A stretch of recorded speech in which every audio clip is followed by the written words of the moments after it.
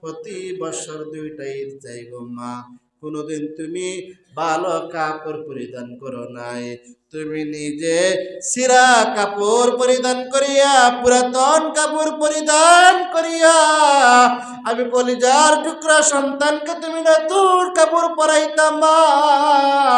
ও মা, আজকে একটা নেকের জন্য আমি জান্নাত থেকে বিতাড়িত হইয়া জাহান্নামের আসামি হইয়া ঘুরতেছি।